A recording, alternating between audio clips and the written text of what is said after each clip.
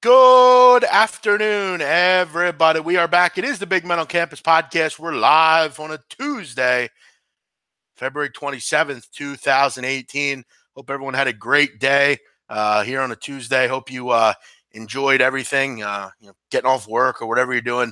I welcome you in today.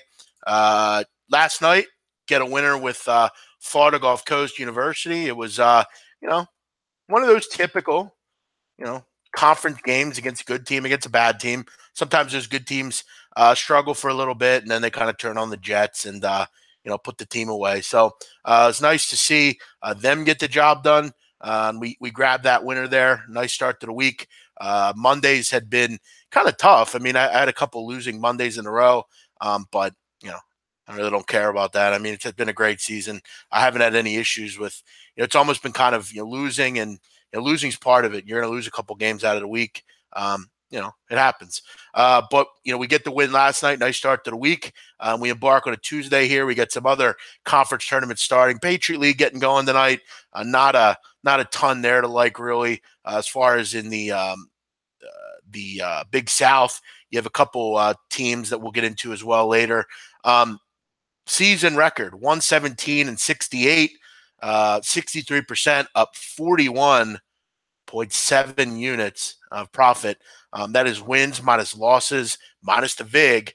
VIG is figured into every bet. And I've notoriously kept the record since the beginning. Every game, every play accounted for.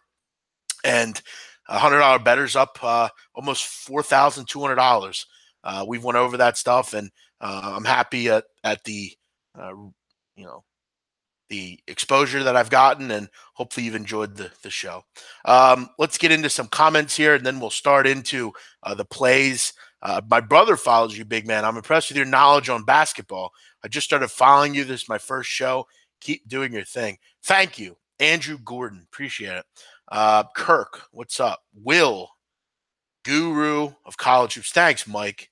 Hey, Mike, give a call into the show tonight. I haven't heard from you in a couple of days.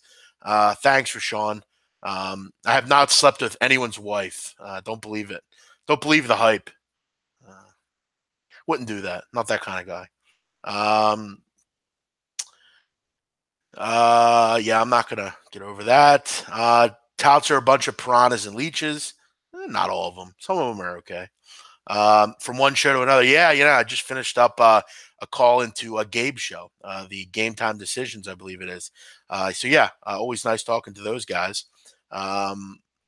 First time watching live, we'll welcome in Tani Garcia. Appreciate it. San Mateo, California. Welcome in. Oh, Mateo, I was going to say. San Mateo.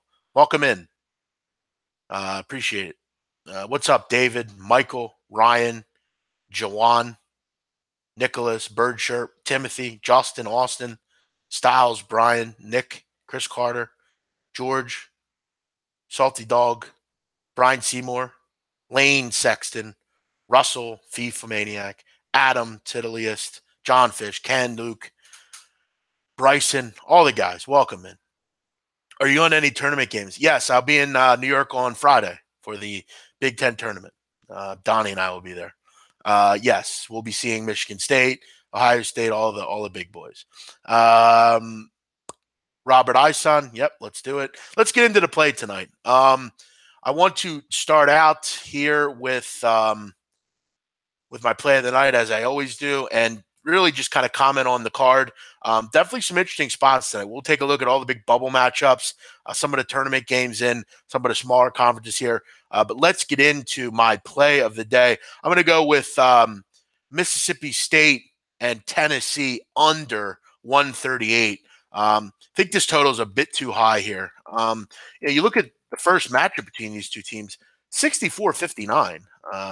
Only got to 123 points, which is a large level down from tonight's number. Just a bit too high, in my opinion. I think the bookmakers look a little bit about too into what Mississippi State's done lately. You look at this game schematically, I just don't see a ton of points being scored. I think possessions will be at a premium here. Both these teams, as far as in particular Mississippi State, it's a huge game for the Bulldogs. I think if they win this game, they're in the field. I think it'll be important that they value possessions. And you really look at everything here. Tennessee, this is not a particularly good time to be a Tennessee Volunteer fan. They're not playing well. They're only shooting 42% on the road as it is. It's not that this is an up-tempo, really good offense. Last 5 games, really struggling, 63 points a game, shooting just above 38%. And now you're going to face a team that you had little success against in the first matchup. I mean, they held Tennessee to 59 points, 38% shooting, only 27% from 3, and Tennessee missed a lot of free throws, something that's really not been much of a problem this year, but they did not make their free throws in that game. You look at really how Tennessee's built. They don't have great guard play. Bowser, Bone, I'm not in love with those guys. I like James Daniel actually a lot more off the bench, frankly.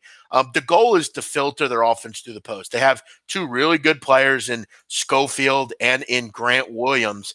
And the goal is to pound the ball inside and get points that way. Very old school. Use your big steer advantage and take advantage of that. The problem that you're going to have here against Mississippi State is, Mississippi State's been really good defensively in really all facets. You look at the ability to switch on defense with the Witherspoon brothers, and you look at kind of their post defense, it's been very good. Guys like Abdul Ado have been very good for Mississippi State all year. One of their strengths really on defense is their ability to guard in the post. I don't think it's going to be easy. And you look at in that first game, it really wasn't easy for Tennessee to score any points. I mean, they really struggled in that game to do anything we're talking about. So, for me, I just look at Tennessee and I say to myself, are they going to be able to score? I don't really know. And even if they do, I don't know that I see 70 points for each of these teams. I think this is a game played in the 60s. It's a game that's played, pretty low. We don't see a ton of scoring in this game. Really an emphasis on defense. And a game that really goes a grinder, comes down to the wire. It's all about the crowd. I think that's important to mention. The crowd for Mississippi State, very good. I mean, they're 18-1 at home. This is a gigantic game, one of the bigger games in a while in this team's history. They haven't been to the tournament in some time. And you look at home this year, opponents shooting only 40% against Mississippi State. And you look at Tennessee, I mean, you talk about a good defense as well. I mean, opponents only shooting 41% against Tennessee. Pace is not a problem here. Neither of these teams go particularly up-tempo. Both are in the mid-200s. Mississippi State's a little bit lower even. So for me, I'm going to go with under 138.5 in this game and go under 138.5 in Mississippi State and Tennessee, a game that I think will be maybe a 68-64 type of game, 68-62. If you guys remember, I bet a game, I had that, I think it was Tennessee, Alabama. I had Mississippi State, Alabama. I went under in both those matchups. We were able to win both of them. So I think this is a fairly similar game here. We're going to go under 138.5, and we're going to bet it with confidence in Tennessee, Mississippi State. New to the show, it's my first episode. I was curious if you do a special episode on the bracket. Yeah, we'll worry about that later. A lot of that stuff's going to be done at SBR. We have a schedule we're going to be following. We'll figure it out. Great show with Drew Martin. Thanks, Joe M. Appreciate it. I like that pick. Appreciate that, Kevin. We'll look into the one you're talking about there. Local has this one at 140. Wow. I would eat that number up. Who am I leaning with in Mississippi? I have it should be a coin flippy game. I'd rather be on the total. Where are you chilling before the Big Ten tournament? I don't know. Probably just go right to the games. I got to take the train up. Donnie's taking the train up. So, we'll probably go right in. I'm going to the SoCon tournament. Well, that's good. Go on, White. That should be a fun tournament. Thanks, Brad. Good to see. Barry Zhu, what's up? Paco Healy, nice name. What's up? Kendall Milner, what's up? John Canfield. Settle down, Barry Zhu. Telling me to hurry up with my picks. Listen later, Barry. We have 770 people in here. The world doesn't revolve around you. I appreciate you tuning in, but we're not going to speed up. You know the rules here. The play will be out when it comes out, Barry. I can't, unfortunately, just pick you out and say, well, Barry needs to play. I'm going to just get away from all the information. We got to play out in time. Have a nice night. Best Gambler, what's up? My man, how you doing? Chris Costello, Frank Rizzo, what's up? Frank Rizzo. Adam 26, Jay Patel, Chip Kendall, all you guys, welcome in. Where are we going here? Small Dick Donnie. And what happened to Big Dick Donnie? There's been a lot of Big Dick Donnie around. Sounds good, Mike Monroe. You should. I mean, it's not expensive, man. I mean, tickets are pretty cheap. I was actually quite surprised at the seats that we got for the amount of money. Not expensive. 783 watching. Yep. Thank you. Hit the like button. Make sure you enjoy the day. Were you close to making High Point your play of the day? I considered it. I think High Point will take care of Longwood, as I discussed earlier. The only thing with High Point is, how much do they care about winning margin-wise? I mean, High Point is a good team, but they're not an elite team in this conference like, let's say, Florida Gulf Coast was. They should win fairly easily, though. Presbyterian, Charleston Southern.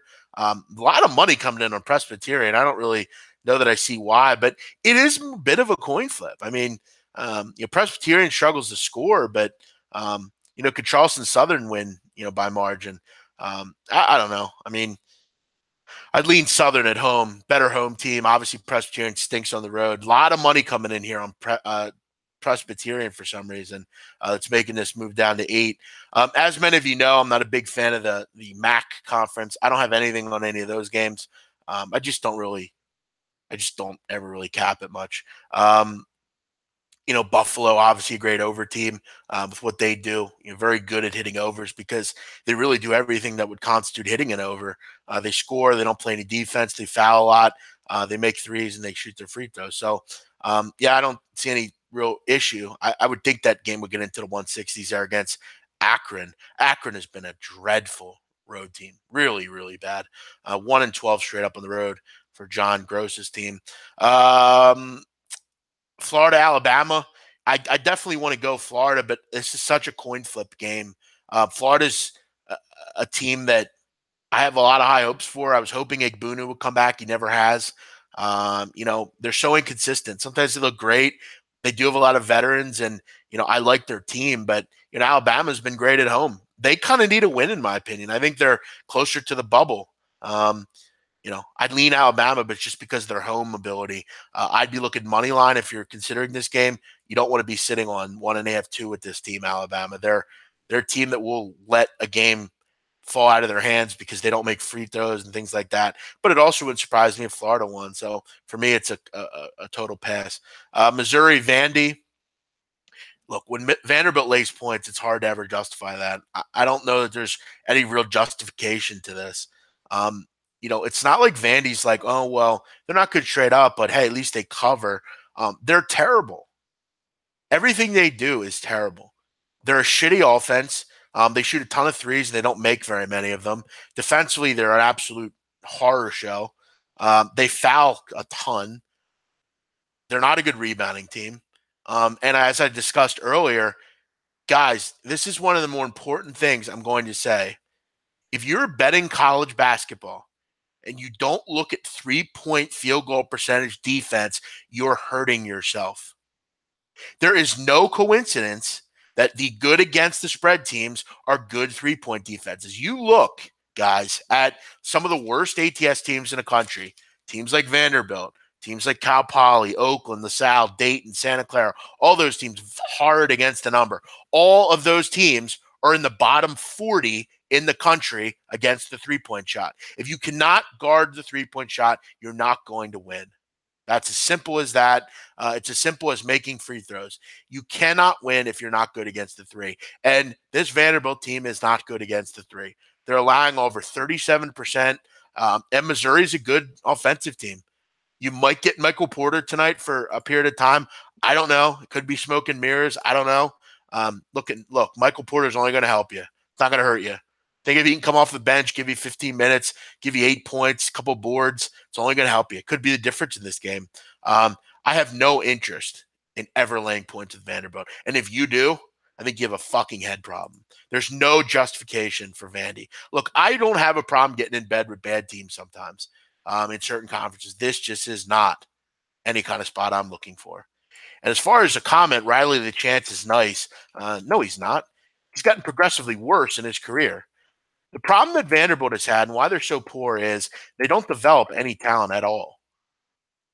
To me, nice is not just making threes when no one's around.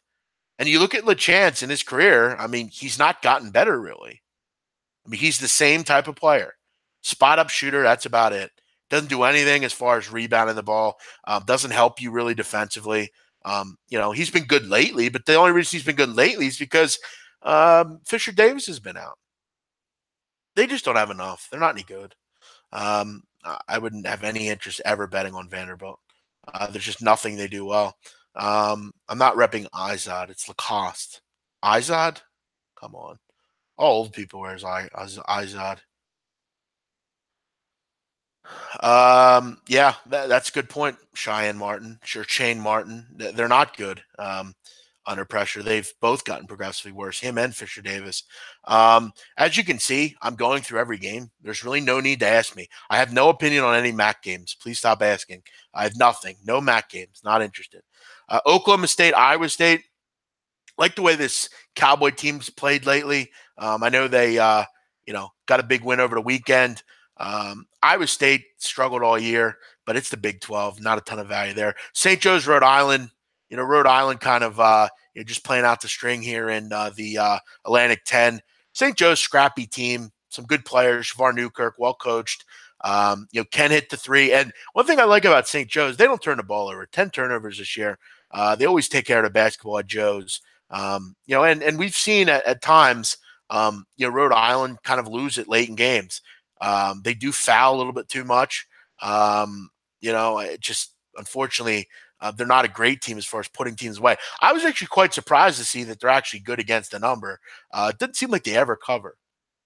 Auburn, Arkansas, definitely leaning on the Razorbacks here in this spot. You get them around pick 'em one. Gun to my head, I'd take Arky. Auburn not playing well right now. A little too many injuries. Arkansas has been great at home. Bo Walton Reed has been good to them. Should be a pretty high scoring game, I'd expect. But Auburn struggled to score lately. Could be the concern in this game. Arkansas, I don't think a win against Auburn is going to hurt them.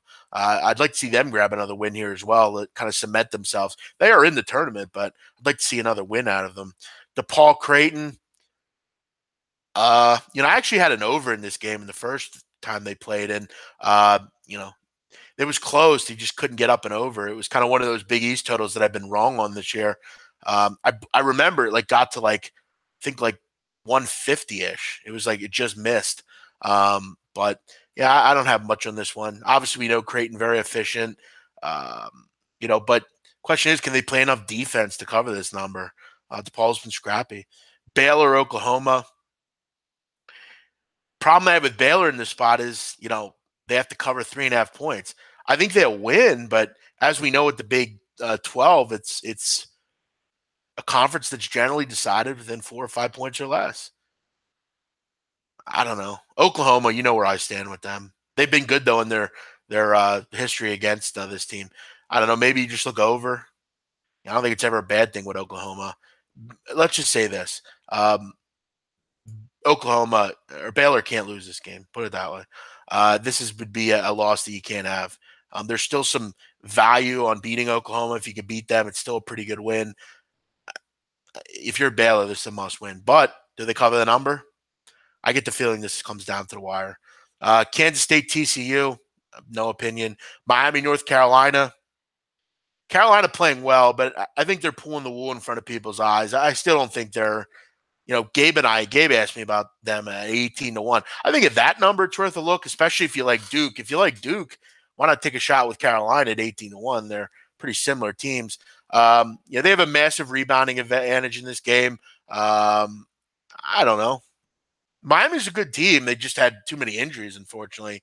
Huell's a good post player. He should be able to have some luck against UNC for the most part. I don't know. It's a pass. Too many points, probably. Davidson, Bonaventure, interesting game here. Public coming in looking like they're betting Davidson. Could be sharp money, too. I don't know. Obviously, Bonaventure, a team that needs a win. Have to have it. Can't really avoid it. This is your last. I think if you can win this game, I would think you're in the field. This is a big-time game for Bonaventure. Davidson's a good team. They're well coached. They've been great against the number for the most part. They need another good performance out of Courtney Stockard tonight, does Bonaventure. They got it on Saturday. They needed to get tonight because Mobley didn't play well. Both these teams are fairly good offensively. Your defense, I know for Davidson's been a big feature this year. They've been great in conference. Bonaventure needs this one bad. Should be a great game to watch. But Davidson does do the little things. Just remember that. Just because the team needs to win doesn't mean they're going to. The home court advantage in football that, or not in football, in basketball, sometimes is not a big deal. Listen, Davidson's, and that's why, I always like to hear, when people say, oh, this team's playing at home. Look, when you have a record like Mississippi State, you're 18-1 at home. That's a great advantage. And, a team like St. Bonaventure, this is a pretty good advantage. But Davidson's played in big games before. I think home court advantage is a lot bigger in, the America East, the Big South, the conferences like that. That's for me more important.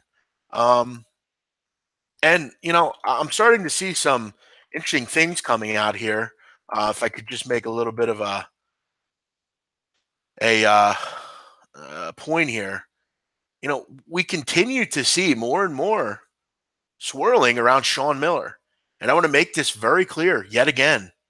I think this whole thing is an absolute farce. I don't think it ever happened. I think it's bullshit. I think the stories are wrong. There's a ton of conflicting issues here. Nothing makes sense at all. There's been little to no proof. And I think people say, well, then why did Sean Miller not coach Saturday? I just think for Sean, I think he realized it was a big game. I think he would be a little bit of a bother on the sidelines. I think he knows that he doesn't want to take away from his team. Look, is Sean Miller squeaky clean? I'm not going to say he is. I'm not going to say, he's anything. But one thing I do know about Sean Miller is he's a hell of a basketball coach. And up until this time, he's, and that's something that Donnie mentioned to me. They have a stink at Arizona. When? I mean, I don't really remember any of them. Again, before my time, I'm not going to comment on that. But, I always know Arizona to be a fairly, decent university for the basketball program. Up until now, I mean, they've had some great teams over the years. You have that Aaron Gordon, TJ McConnell, Gabe York, Caleb Tarczewski, Hollis Jefferson teams. Those teams are fantastic. I love those teams. And guys, I mean, I think one thing we're starting to not remember is it's not like Sean Miller's been that successful. I mean, he's never won a Final Four.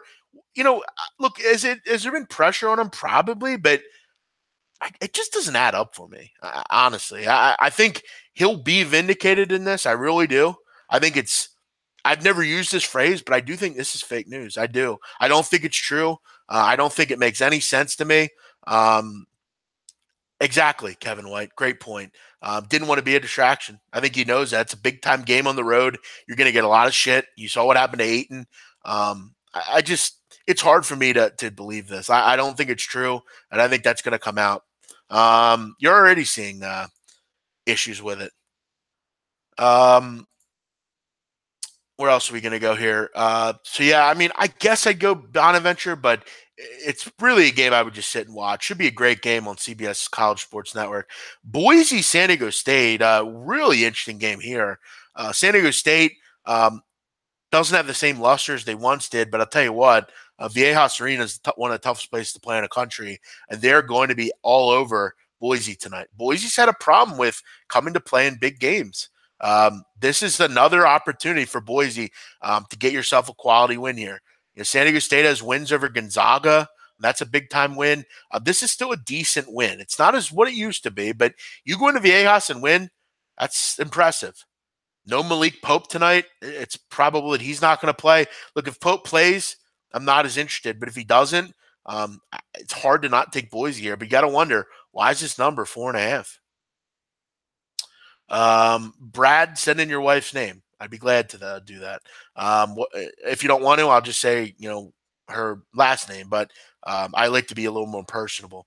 A couple more here. Army Loyola Maryland. Uh, Listen, I mean, both these Patriot League games tonight, I don't think you're gonna get hurt betting unders in these games. Generally, these teams are very slow tempo. Loyola Maryland really struggling to score. I mean, that's been a problem with them since I can remember. The only thing Loyola Maryland's famous for is that Jimmy McNulty in The Wire actually did, I believe, a year at Loyola Maryland. Then he went into the police force. That's how much of a Wire obsessor I am. Uh, I picked up little things like that. Other than that, that's it for tonight.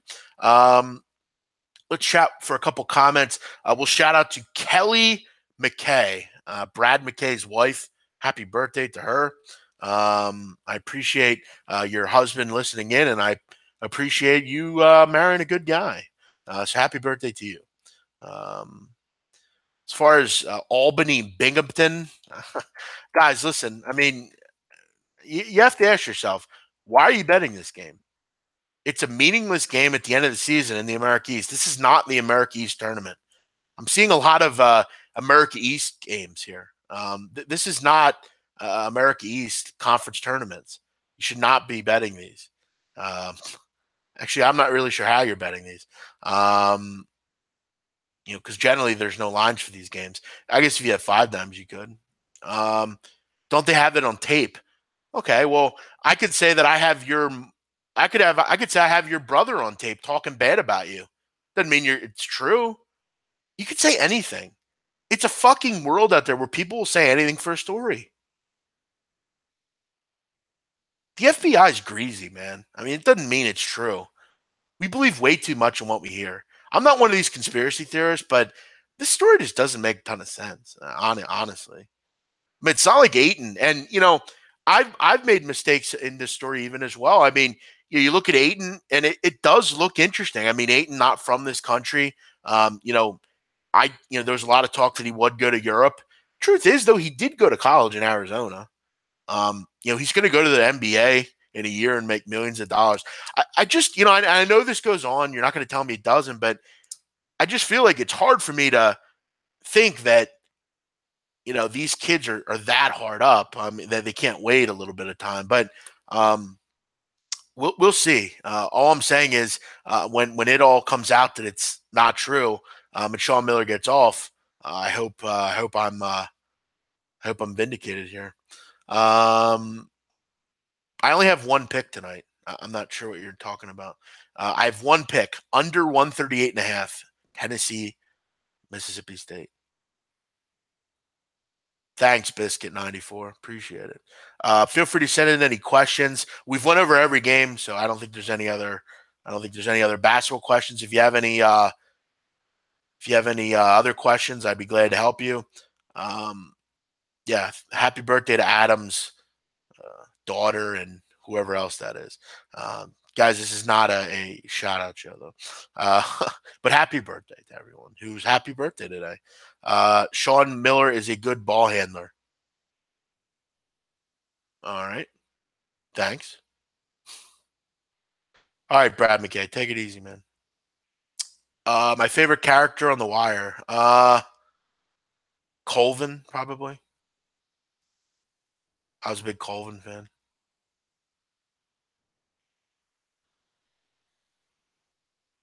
Thanks, Baseball Bob.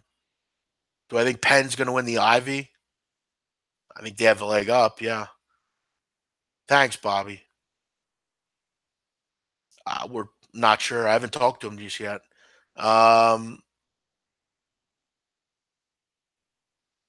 Omar's coming tonight. Yeah, Omar coming.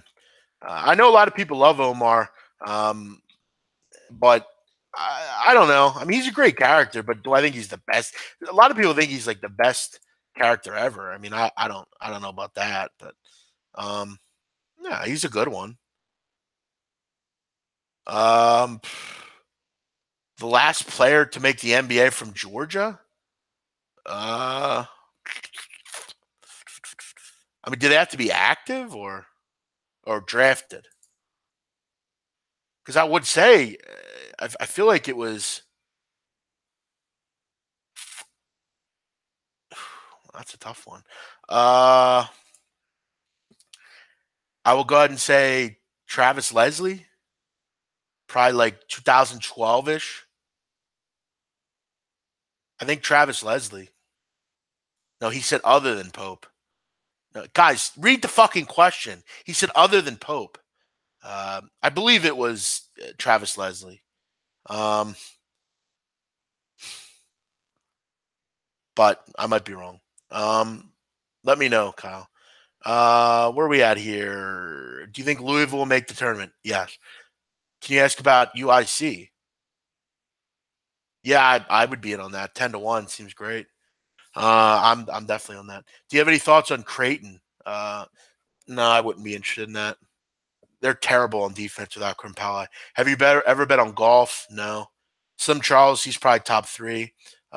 He's right up there with Colvin and Prop Joe. Tupac and Biggie show premieres tonight. I hope it isn't whack. I'm sure you do hope it isn't whack, but I'm sure it will be. Will you be in Vegas for the first 4 days of tournament? No.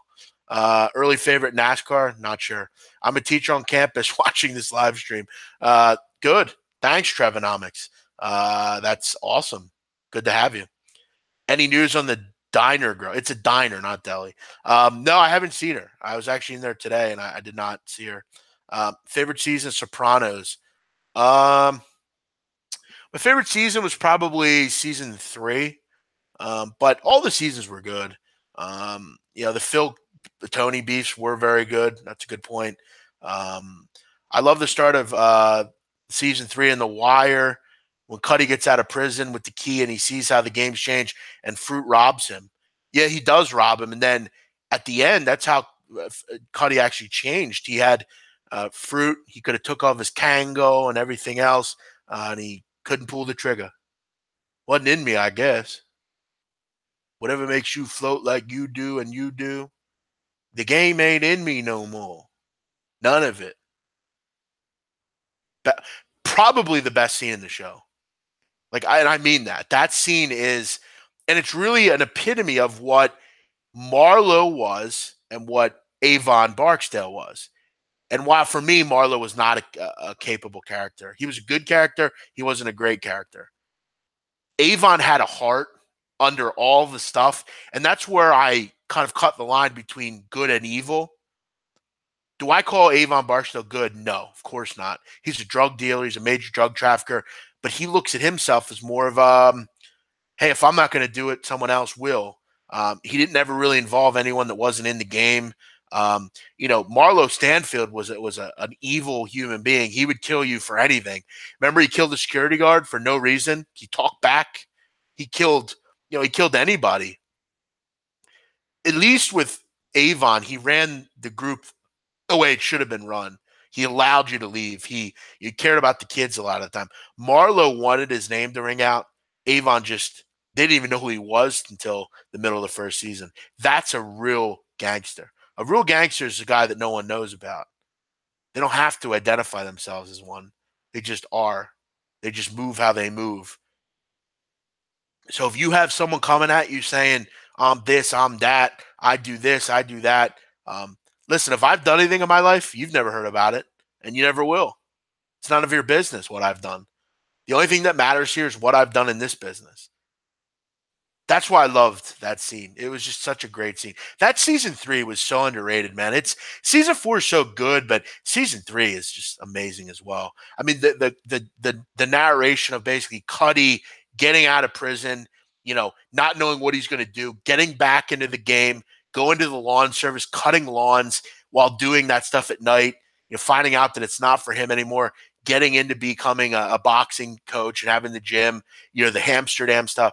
Season 3, honestly, it's getting to the point for me where I rewatch it many times. You might argue that it's the best season, honestly. I mean, season 3 is just great. I mean, it's just so well done. Plus, the Stringer Bell stuff. He was him and, basically Avon kind of, pulling themselves away from each other. Marlowe, we finally see him for the first time. Um, you know, what a great show. Should Pitt fire Kevin Stallings? I don't know. I mean, probably talent's not good enough there, but that's all about recruiting. I mean, you got to be better. Uh, who's your 3 picks for national champion? My picks would probably be Virginia.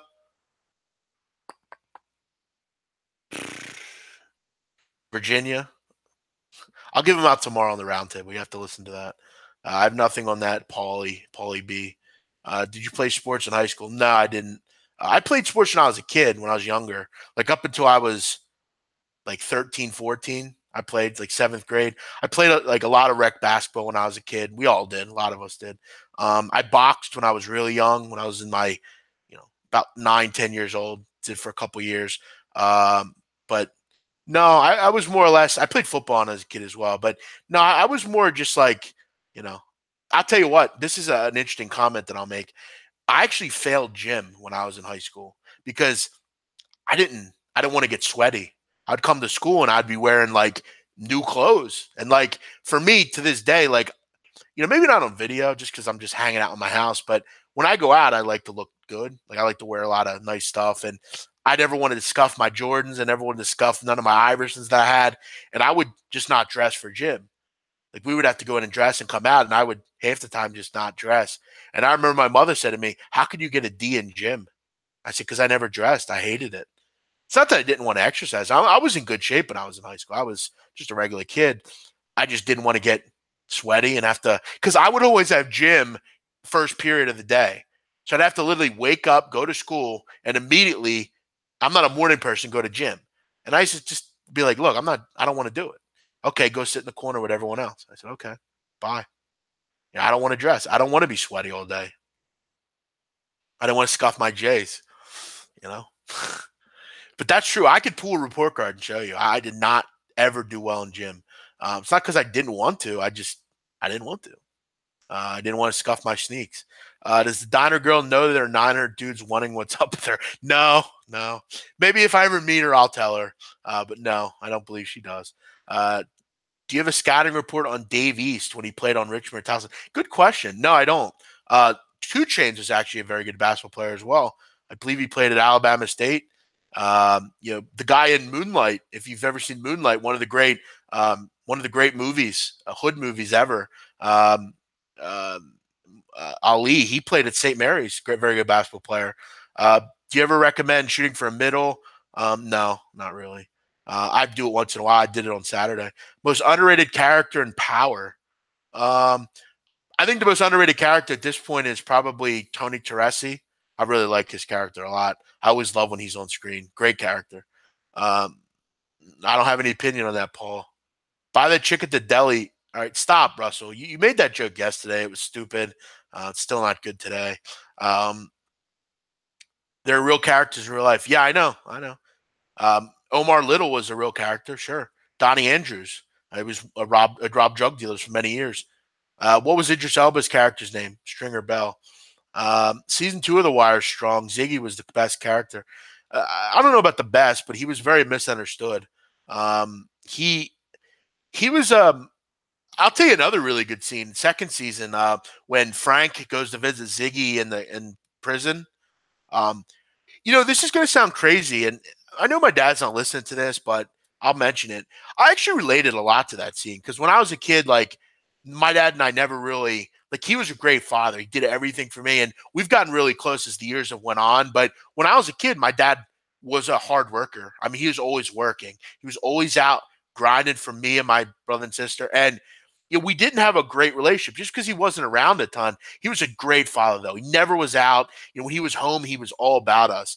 But we just never had a lot of connection just because I was, a bit of I had ADHD. I was a bit of a behavior issue at times. I didn't really care much about school. And I thought it for a while, like I was kind of a failure to my father. And I didn't want to face him really because my dad's really successful. He came from nothing.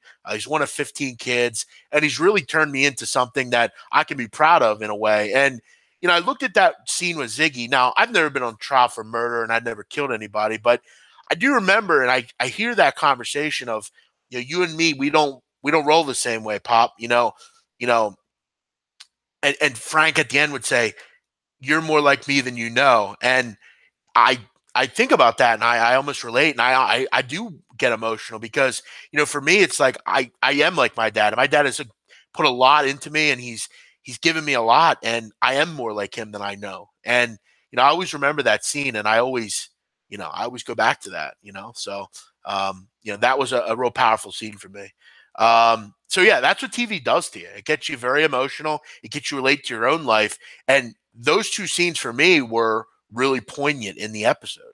Also, the first scene in the show in general, the Snot Boogie episode, basically where he basically tries to explain why they never killed Snot Boogie, because you know it is America, and everybody deserves a shot. It was a poignant part. Um, Proctor's underrated. That's a good one. Very underrated. Where else are we gonna go here? What do I think about the Gotti movie with Travolta? I can't. I mean, I'll definitely go see it. It'll be the first movie I've seen in many years. But listen, to me, it's Armand Asante or nothing. It's all about Armand. But I'll be interested to see how real the movie is. I'm very particular on mob movies as far as the truthfulness of them. Like Goodfellas is one of the most overrated movies of all time. It's not realistic at all. Henry Hill is a lackey. He was never really anything. Uh, and it was overblown. I want to make sure that it's told the right way. And I think John Gotti Jr. will do that. He's obviously got Kevin Connolly, who did some great things on the Entourage directing. I think it'll be really well done. I'm looking forward to seeing it. Is Dunphy done at Temple? Oh, yeah, definitely. I mean, he's won 2 games in 12 years in the tournament. Settle down, Frank Rizzo. Let's not worry about that. Let's not talk about that stuff on here. Let's leave this to sports and a little life. Do you watch Ray Donovan? No, I don't. Too much TV. I thought this was a sports show. Well, then don't fucking listen, Darren. Get the fuck out of here. You think I give a shit? I'd truly appreciate you tuning in, but it's not all about sports, man. I'm trying to talk to you about life here. So don't watch, that'll hurt my feelings, but you know, sometimes you have to have some fun. You have to talk about life lessons. The Iversons were sick. Oh yeah, they were the best. Um, and I'm not sure again if Darren, you want to have your own show, feel free. See if you can get 700 or 800 people at one time. I'm sure you won't. You just probably sit in your fucking room somewhere, Nebraska, and whine to your mother about when dinner is. But thanks for listening. Is Oregon in the tourney? No. Funny Jim story. I was rounding out the last lap in the mile track. It was a time test. About 30 seconds at the quarter of the track. I wound up not making it, vomiting everywhere. It happens. Yes, I am wearing pants. Jesus Christ, man. Yeah, you got to pass you on the vomit. And it happens. Take it easy, Andrew. I'll be on for another minute here. Not too long.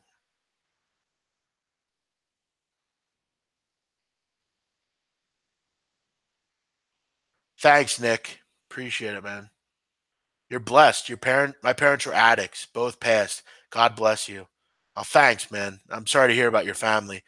Danny Boy, we got to meet up, man. I know you're in the Philly area. Um, I live west of Philadelphia, but living in Philly when I lived there, just the close knit, community. Everything's close. Sitting out on the stoop, all that stuff. It's always great. I'll be back there soon enough. Any books you recommend? Um, Books. I can't really say I have a ton of recommendations. I would just say to read into things. Don't just let you know. Don't let certain people, don't let the media, you know, make you feel one way about things. I'll tell you what, this book right here, I've read from front to back. I've read the Bible. I've read, all the different ones. I haven't read the Torah yet, which I will. But I think, knowing about other religions, spirituality, understanding other cultures, I think that's important. I would just say, just read stuff you like, but reading different the religious books and just kind of opening your mind to other cultures is very important, and accepting others. There's so many different people that make the world go around: gay, straight, black, white, Chinese, you know, African, Asian, whatever. Um, we all deserve our own life. The motto in this country is life, liberty, and the pursuit of happiness. We've went away from that here, and I like to help people. That's always been something I've done. When I worked at the bank, I remember I was at a big concentration in helping refugees get bank accounts and get on their way with money. And I remember we would go to teach classes at these places, and you know all these people just needed was one person to be nice to them. There would be protests outside, and it was hurtful to me, to see that, because you know in my country in Albania, like, there's been war, there's been refugees, there's been all that stuff. So I think it's important to know where you come from, and I think it's important to just be nice to people, helping them out once in a while. And that was really rewarding stuff, and volunteering there. Um, where else we got here? Other than that, I'm going to look to wrap it up. Hopefully everyone had a great day and they enjoyed the show.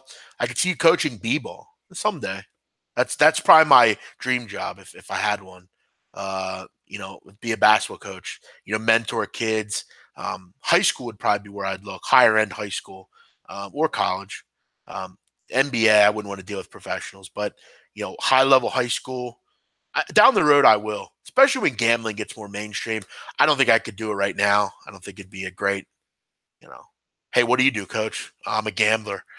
It's like, doesn't really go together, but maybe someday.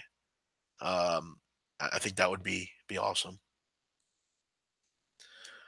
Is it true Albanians can speak 7 different languages? No, no. There are different dialects in Albanian, but no, they're not. They're not 7 different types. There are different dialects, like I said, but no, they're not. They're not 7. It's a very tough language, Albanian. Very, very hard. Pronunciations are tough. Um, you know, you have like Tusk. That's a particular dialect. Ones like that. But no, they're not 7. Um, okay, Brody, no problem. BMOC, are you going to be on the 50 Cent BMF series? I haven't heard about that, but yeah, I'll definitely watch it. Thanks, Jason. See ya. Andrew, oh, good, good. Yeah, I actually, I got one broad I'm talking to. That's it's fire. It's fire. Um, my goal when I have a chick. You know what my goal is? My goal is to be like her to be fire, and people are like, "Damn, how the fuck did he get her?" I'm just like, "Come on, man. You know how I got her."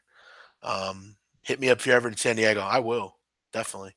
San Diego's a beautiful town, man. Um, Thanks, BMOC. No problem, Will. Take it easy. Foreign languages. No, I mean, I don't know of any Albanians that speak 7 languages. Um, Albanian's tough enough. All right, guys. Everyone have a great night. Settle down, Kyle Hamburg. All right, settle down. Uh, it's funny, man, sometimes when you see like some of the people that follow chicks that I follow, like you see like Kyle Hamburg, he follows that broad. Like, it's funny. Like, yeah, it's just funny to me. But yeah, no, she's beautiful, beautiful girl. She's from the town that I live in. Yeah, she's fire. All right, guys, I got to go. My mother's calling me here. I'll talk to everyone later. I'll be on the Viva La Vega show. Join us tonight, 10:30 Eastern.